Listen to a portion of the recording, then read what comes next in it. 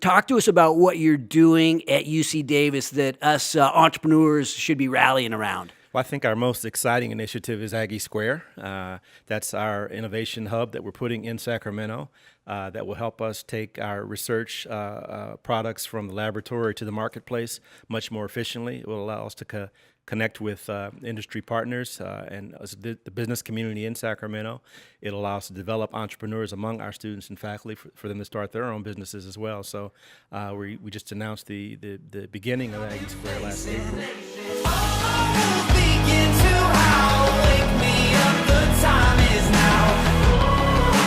Can you hear the drumming?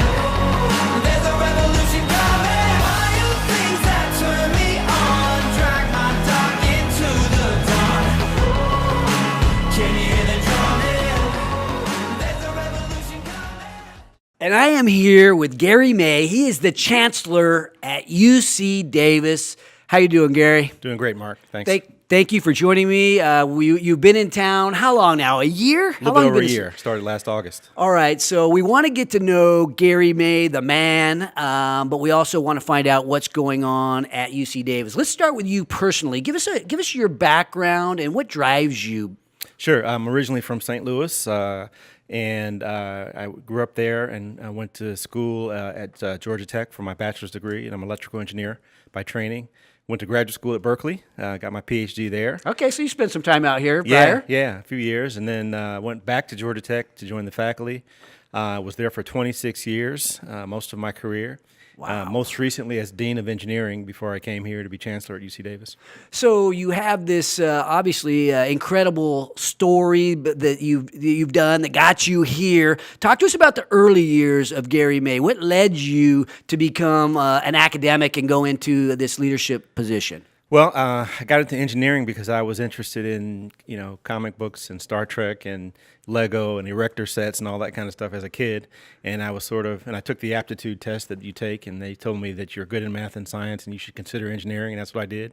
As far as academics, my mother was a teacher. That's the closest I came to anything academic, but I had some experience working in industry briefly, and that I learned from that and from others that I talked to that I should consider doing research as a professor. Yeah. I always wonder where ambitious people get their ambition. So where did this start? Did something happen to you that caused you to really go for it like you've done? I think I've had good mentors. That's really the key. That I've had role models and people that have showed me this is what you could do with this sort of career, and you should consider it. And all along my career, I've had good people I could lean on for those sorts of that sort of advice, and that's what got me where I am. Okay, so you've had the success at Georgia Tech, your alma mater, the loyalty there. Right. I can see why you would be drawn back to your alma mater. How did you come out here to UC Davis? How did that process work?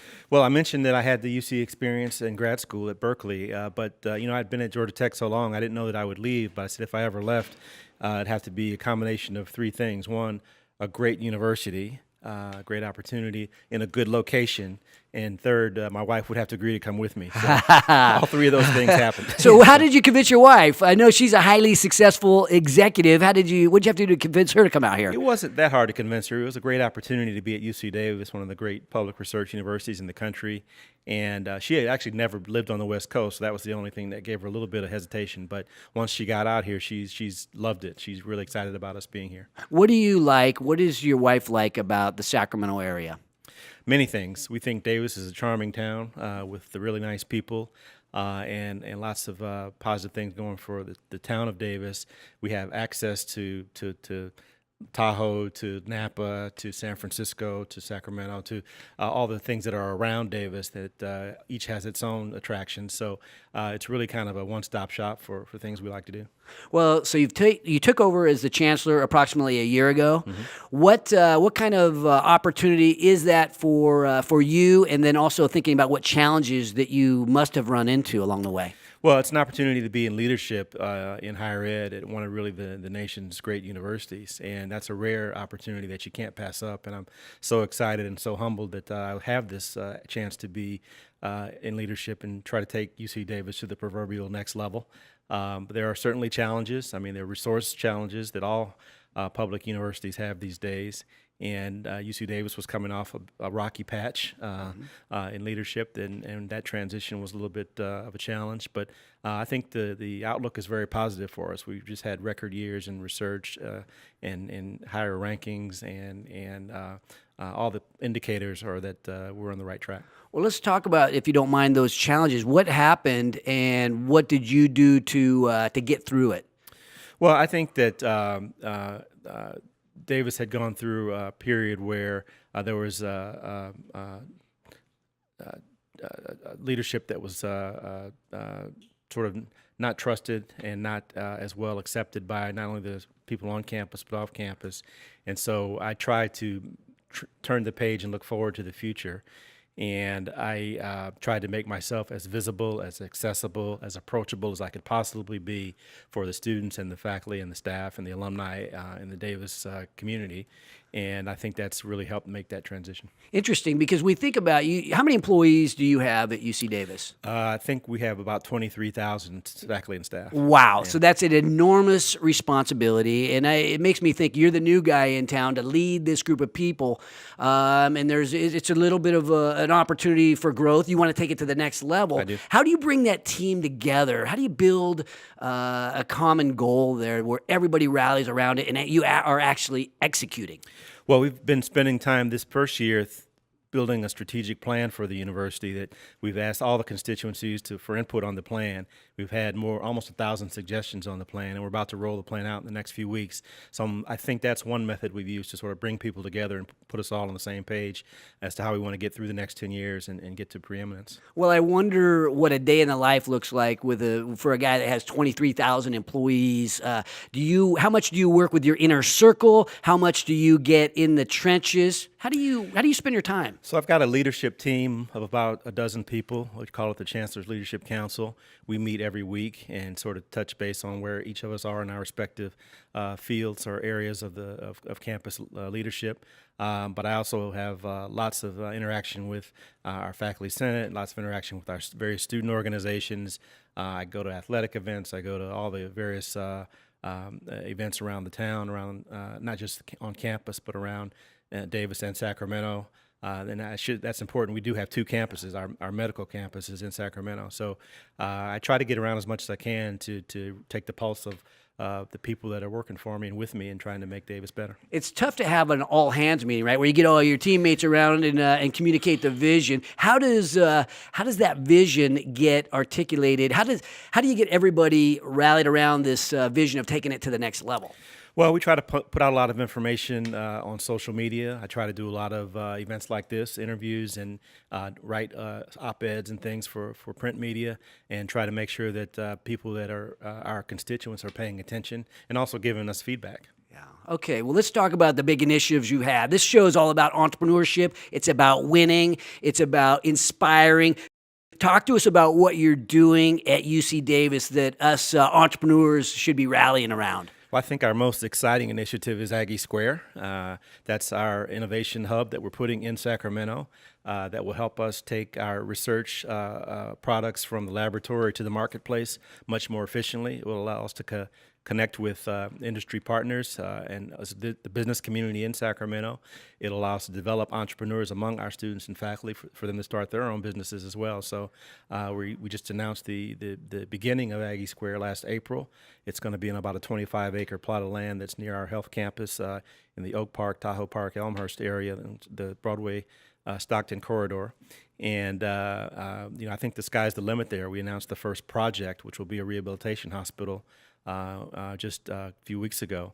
That'll be the actual first construction project in Aggie Square. But when it's all said and done, we anticipate, thousands of students, dozens of business partners, new businesses coming out of Aggie Square, retail surrounding Aggie Square, small businesses sort of supplementing what we're doing, housing, all sorts of ancillary projects that are leading to the ultimate goal, which is entrepreneurship, innovation, and job creation. Well, walk me through this. I'm envisioning myself. My daughter went to UC Davis.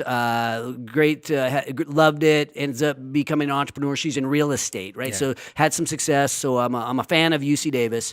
But I'm envisioning myself, not myself, a student, maybe a grandchild of mine that would be in your program. Walk me through the Aggie Square route. If someone decides to get in your program and go through the Aggie Square route to entrepreneurship, what does that look like? Well, I don't know if there'll be one single route. There'll be many different ways you can access what's going to be available at Aggie Square.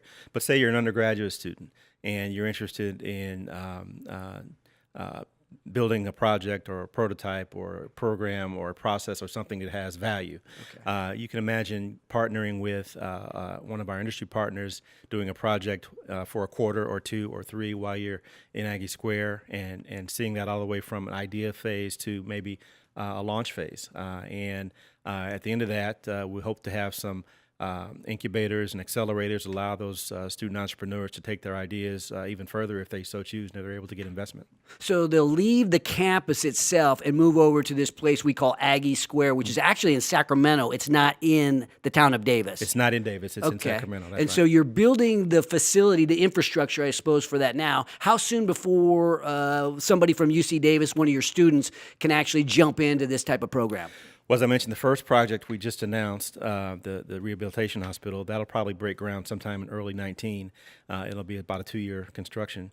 We'll have another cluster of projects that will sort of accompany that and follow that.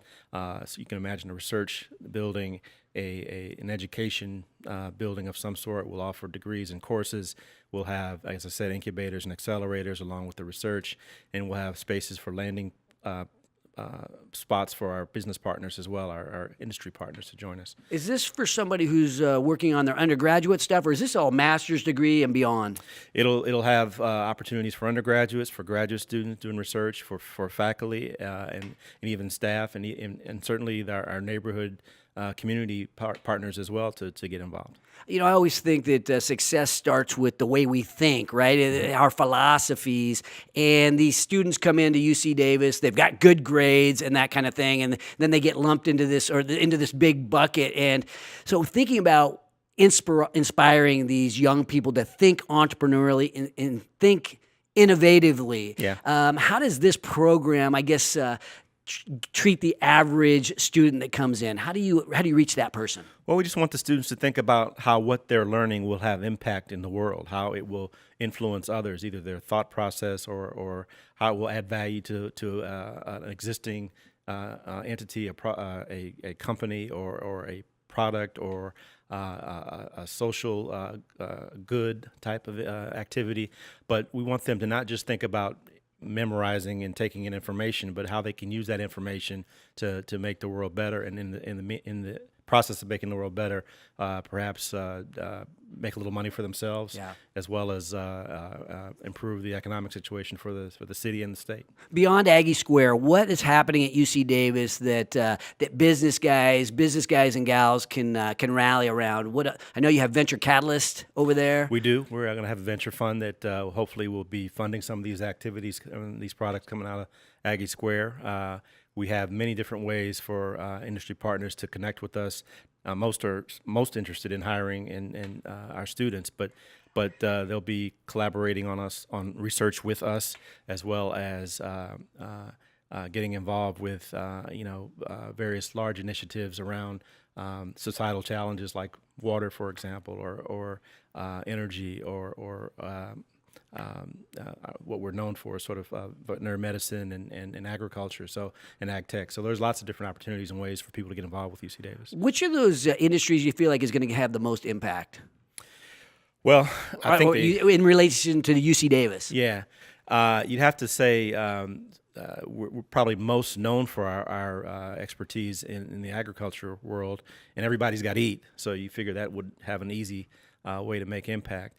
But I think in human health and animal health and environment and what we're calling planetary health, we have a lot of opportunities there as well.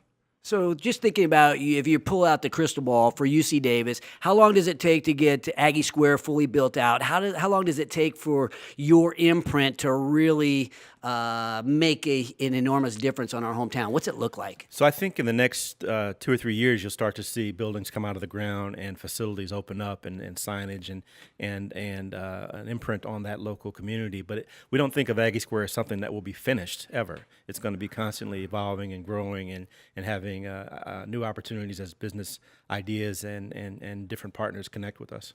So thinking about now, is it just you and your wife here in town? So Yeah, in my family, so it's yeah. just and your family. You're a family guy.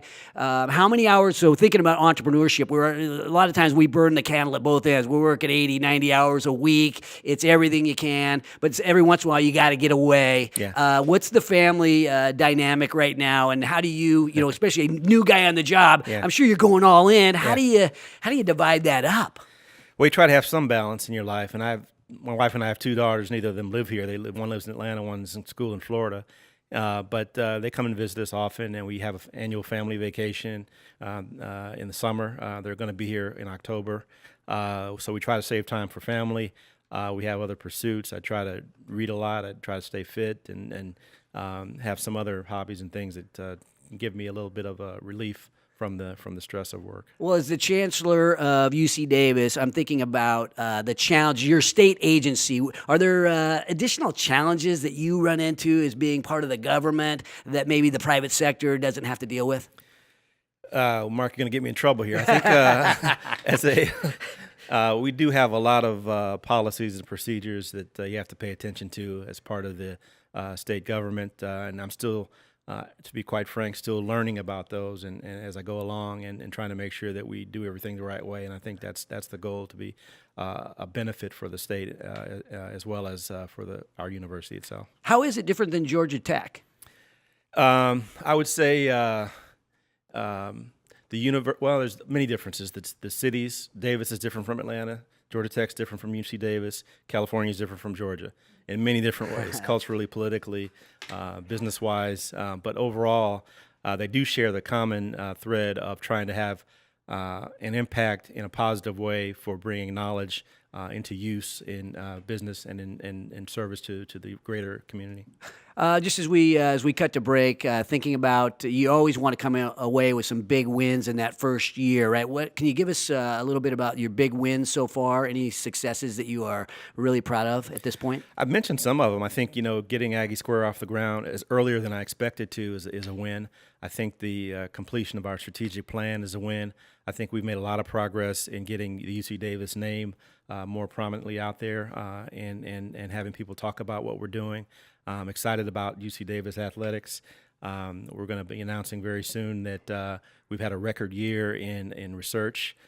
We've had record years in fundraising. So there's really lots of things I'm proud of for my first year. Good stuff happening at UC Davis. Gary May, thank you for what you are doing for our students, for our community. We're going to ask you to stick around, and a little bit later we're going to have you talking with Barry Broom. We'll think about how the overarching teammates, how they work together to drive this hometown that we love to success.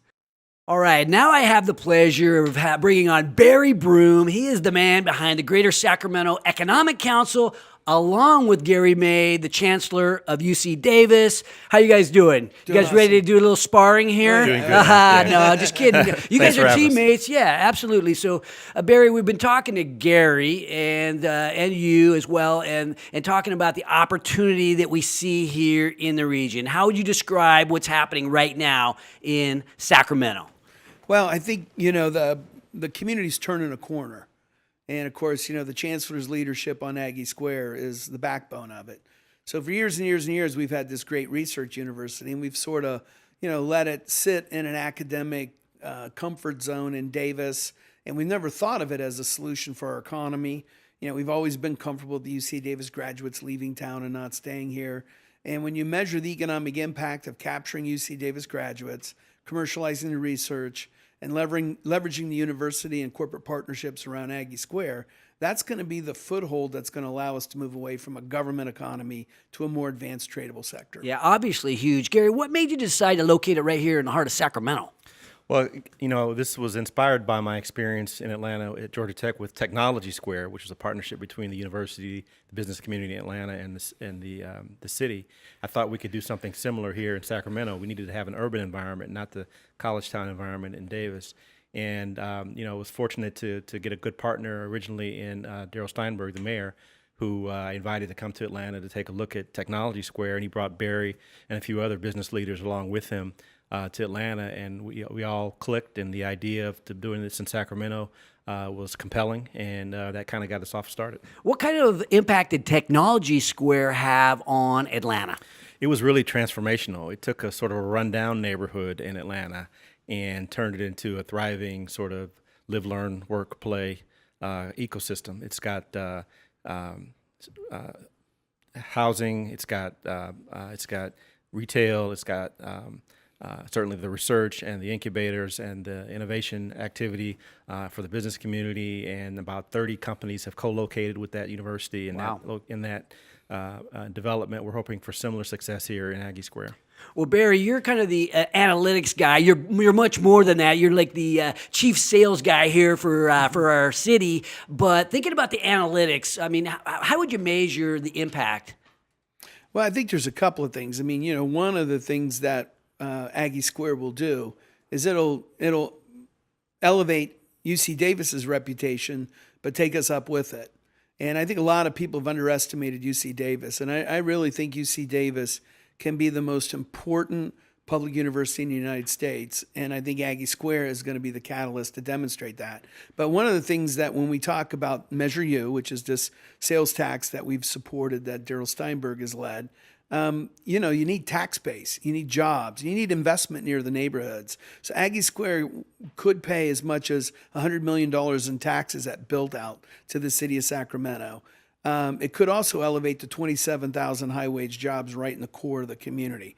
So what that's going to do is, if you want to create inclusion, part of it is you got to have proximity. So what Tech Square did is it took an absolutely totally damaged neighborhood that was crime-infested and drugs, and turned it into, a massive tax generator for Atlanta, but it also elevated the entire region. If you go in to see Tech Square in Atlanta, you would not believe that, 30 years before, it was an area that was it looked more like Detroit 30 years ago, and today it looks more like Times Square meets Silicon Valley. Wow. And I think UC Davis and Aggie Square can create the same kind of story for us.